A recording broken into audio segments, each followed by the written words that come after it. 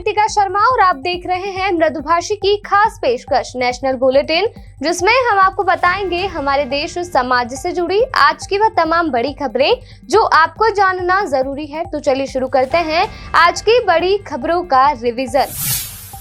Delhi high court ने film Adipurush को ban करने को लेकर दाखिल की गई याचिका पर जल्द सुनवाई से इनकार कर दिया है। कोर्ट ने कहा है कि फिल्म रिलीज हो चुकी है और ऐसे में इस मामले पर जल्द सुनवाई करने का कोई मतलब नहीं है। इस मामले में हिंदू सेना की तरफ से फिल्म को बैन करने की याचिका दर्ज की गई थी। याचिका में कहा गया था कि फिल्म आदिपुरुष से हिंदू और सनातन धर्म की भावनाएं आहत हुई है। प्रधानमंत्री नरेंद्र मोदी 3 दिन के दौरे पर मंगलवार रात करीब 10 बजे अमेरिका पहुंचे। पीएम से मुलाकात के बाद एलन मस्क ने कहा, मैं तो मोदी का फैन हूं। वे वाकई भारत की परवाह करते हैं। वे वही करना चाहते हैं जो देश हित में है। पीएम ने मस्क को भारत आने का न्योता भी दिया। इस पर मस्क ने कहा, बिजनेस के लिए भारत में किसी भी दूसरे देश से ज्यादा स्कोप है। मैं अगले साल भारत आऊंगा। बिहार पूर्व मुख्यमंत्री जीतन राम मांझी एनडीए में शामिल हो गए हैं। यह फैसला बुधवार को दिल्ली में केंद्रीय गृह मंत्री अमित शाह से मुलाकात के बाद लिया। मुलाकात के दौरान मांझी के बेटे और हिंदुस्तानी आवाम मोर्चा के राष्ट्रीय अध्यक्ष संतोष कुमार सुमन भी साथ रहे। जीतन राम मांझी मंगलवार को ही बिहार के राज्यपाल राजेंद्र विश्वनाथ आर्लेकर से मिलकर नीतीश सरकार से समर्थन वापस लिया था। पीडीपी अध्यक्ष महबूबा मुफ्ती ने बुधवार को पार्टी वर्कर से कहा है कि वे आने वाली अमरनाथ यात्रा के दौरान यात्रियों की सेवा करें। उन्होंने कहा है कि ये तीर्थ यात्रा देश को कश्मीरियत की याद दिलाने का सुनहरा मौका है। हमने पार्टी के वर्कर्स और एक्टिविस्ट को अमरनाथ यात्रा में सहयोग देने के लिए कहा है। महबूबा ने पार्टी मीटिंग के बाद कहा है कि यात्री हमारे मेहमान हैं। हमारी परंपरा के मुताबिक उनकी देखभाल करने में कोई कमी नहीं होनी चाहिए।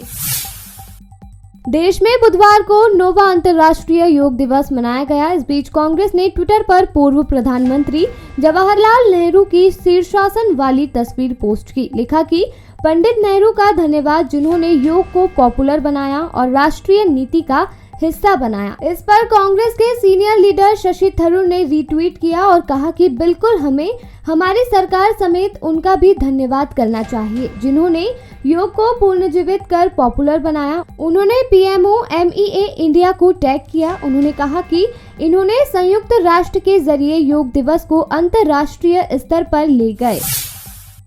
भारतीय कुश्ती संघ के पूर्व अध्यक्ष ब्रजभूषण और रेसलर्स विवाद में पहलवान साक्षी मलिक और बबीता फोगाट आमने सामने हो गए हैं। बबीता फोगाट ने जमकर साक्षी मलिक को फटकार लगाई। बबीता ने साक्षी को चुनौती दी कि राजनीति करनी है तो खुलकर मैदान में आइए। आपकी बातें सुनकर मुझे समझ नहीं आ रहा है कि आप पहलवान के पक्ष में हैं या कांग्रेस प्रवक्ता के तौर पर बयान दे रही हैं। हाजीपुर में बुधवार को केंद्रीय मंत्री पशुपति पारस की योग करने के दौरान तबीयत बिगड़ गई। योग के बीच ही पीए उनको पकड़कर उठाते दिखे। बता दें, पशुपति पारस योग कर रहे थे। आसन लगाने के दौरान उनको समस्या हो रही, ना तो वो खड़े हो पा रहे थे और ना ही बैठ पा रहे थे। उन्होंने अपने पर्सनल पीए को इशारे में बुलाया और उनको पकड़ने के लिए कहा। 2 लोगों ने पशुपति को पकड़ा। योग प्रशिक्षक के कहने पर कुछ देर के लिए योग भी किया, फिर उन्हें राहत महसूस हुई। रिलीज के बाद से ही आदिपुरुष को देश भर में बैन करने की मांग उठ रही है। फिल्म को लेकर विवाद तेज हो गया है। इस बीच रामानंद सागर की रामायण में माता सीता का किरदार निभाने वाली एक्ट्रेस दीपिका चिखलिया ने एक वीडियो शेयर किया है जिसमें उन्होंने कहा है कि वो आदिपुरुष के बारे में बात नहीं करना चाहती है, लेकिन आने वाले समय में वो नहीं चाहती है कि रामायण को दोबारा बनाया जाए। दीपिका ने कहा कि रामायण एंटरटेनमेंट का जरिया नहीं है, बल्कि यह हमारी आस्था से जुड़ा विषय है। ऐसे में फिल्म मेकर्स को हर साल के बाद इसका नया वर्जन नहीं बनाना चाहिए। पाकिस्तान 2023 वनडे वर्ल्ड कप में अपने 2 लीग मैच की जगह बदलवाना चाहता है, लेकिन रिपोर्ट्स के मुताबिक आईसीसी और बीसीसीआई ने उसकी ये मांग खारिज कर दी है। मांग खारिज करने का आधार यह है कि पाकिस्तान ने यह नहीं बताया था कि वह वेन्यू क्यों बदलवाना चाहता है। बता दें, बीसीसीआई ने आईसीसी को वर्ल्ड कप के शेड्यूल का ड्राफ्ट सौंप दिया है। हालांकि आईसीसी की तरफ से यह फाइनल नहीं हुआ है। इस ड्राफ्ट के मुताबिक पाकिस्तान और भारत का मैच 15 अक्टूबर को अहमदाबाद के नरेंद्र मोदी स्टेडियम में होना है। ऑनलाइन मार्केट प्लेस और क्लासिफाइड बिजनेस प्रोसेस की पेरेंट कंपनी OLX ग्रुप ने 800 कर्मचारियों को नौकरी से निकालने का फैसला किया है। कंपनी ने ग्लोबल स्तर पर छटनी करने की घोषणा की है। मीडिया रिपोर्ट्स के अनुसार कंपनी ने कुछ बाजारों में अपनी automotive business unit OLX autos के ऑपरेशंस को बंद करना शुरू कर दिया है। यह छटनी किसी खास डिवीजन तक सीमित नहीं है। प्रभावित कर्मचारियों को कंपनी के निर्णय के बारे में सूचित किया जा रहा है। अभी के लिए इतना ही। कल फिर हाजिर होंगे दिन भर की हुई बड़ी खबरों के साथ। तब तक के लिए मृदुभाषी को सब्सक्राइब करना ना भूलें।